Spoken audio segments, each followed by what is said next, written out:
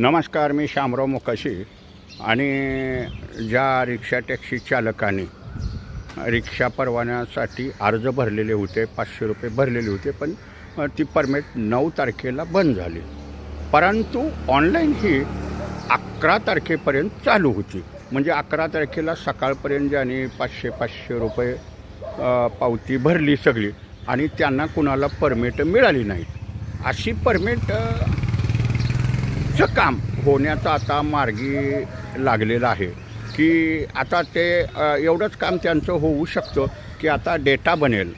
आणि तसे आपण आता पत्र बी लिहितो आहे सगळ्या RTOवाल्यांना की तुमच्याकडे असे किती अर्ज आहेत, की किती बाबांनो ते अर्ज केलेले होते, 500 रुपयाच्या पावत्या भरलेल्या आहेत, की शासनाला त्याच्यावरती निर्णय घ्यावा लागेल. तर आता डेटा बनण्यासाठी सर्वसाधारणपणे 15, 20, 25 दिवस लागणार आणि मग शासन त्याच्यावरती निर्णय घेईल की आता ह्यांना द्यायची अपलोडिंग पद्धतीनं परमिट कशी किंवा नियम काय.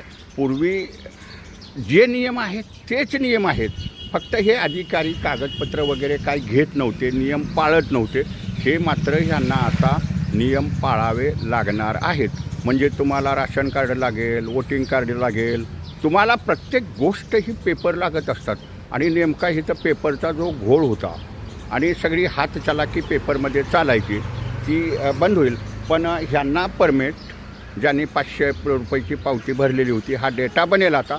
म्हणजे आजच आपण दहिसर RTOला बी पत्र दिलेलं आहे, बाकीच्यांना पोस्टानं पाठवायचे आहेत. म्हणजे महाराष्ट्रातनं ती आकडेवारी जमा होईल की बाबा एवढे अर्ज आहेत ह्या RTOमध्ये एवढे, त्या RTOमध्ये एवढे, आणि मग त्याच्यावरती शासनाला निर्णय घ्यायला लागणार आहे. आणि मग त्यांना ती अपलोडिंग पद्धतीनं नियमानं जी काही कागदपत्रं आहेत ती तुम्हाला अपलोड करून त्यांना ते परमिट मिळू शकतील.